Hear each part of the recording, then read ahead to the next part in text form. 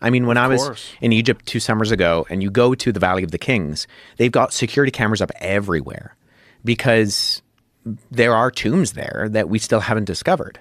And so they're like, we don't want people digging around in here looking Course. for, Well, they've lost so much over their history. oh, we've only discovered 1% of ancient Egypt. That's so nuts. 1%. Isn't that crazy? That is the nuttiest part of all of history is Egypt to me. I still have not been. You gotta go. I know. I almost went in December. I just couldn't find the time. I'm just too damn busy. I will though.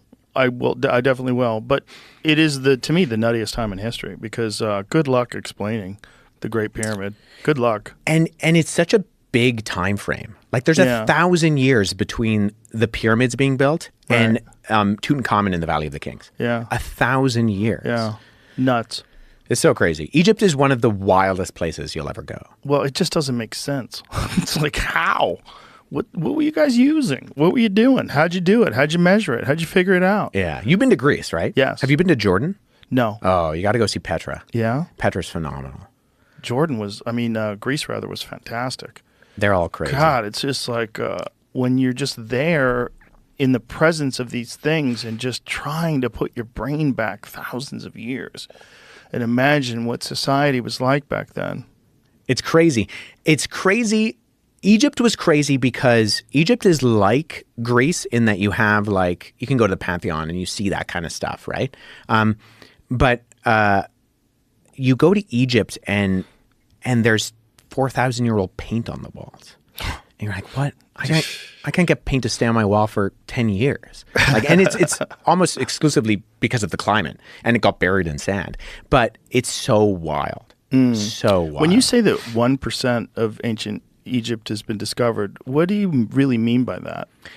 Of the percentage of what we know that happened in Egyptian history, 1% has been excavated in terms of what we can actually pull out of the ground and look at artifacts. So there's whole eras of pharaohs that we don't know where they're buried. Like even when Tutankhamun was discovered, he was kind of a footnote in the pharaohs that we knew about at that time.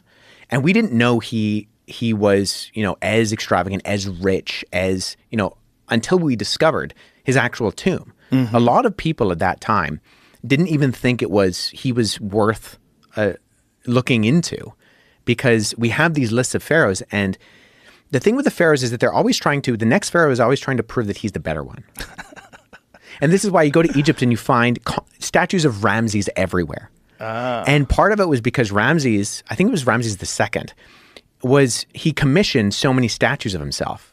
Because he's like, oh, I'm the best. I'm the greatest. And what they couldn't keep up with the commissioning, and they started actually rubbing off the names of previous pharaohs on statues and just putting Ramses on it. Really? Because wow. he was just, so you go like from the top of Egypt to the bottom of Egypt, and you're going to find statues of Ramses. He wanted to leave his mark. And he did, right? Like it worked. We're talking about it now in 2024. I know. Yeah, that is nuts. So when you go there and you're in the presence of these things and you try to put yourself back into that time period, like have you ever tried to think like what was the motivation to make something as great as the Pyramid of Giza, the Great Pyramid? People definitely want to make their mark, right? Right, but that's a mark that just doesn't even make sense. There's something to that. I mean, if you think you're a god, right, and you have this whole kind of worldview perspective and theology that you need to make something that and bear yourself with all this crap because that's going to make a difference in your afterlife, mm-hmm. then you're going to go big rather than going home, right? So, the perceptions of people in the ancient world are just so different. We got it so good right now. Oh, yeah. Like longevity, health, mm-hmm. Food is just on a completely different scale.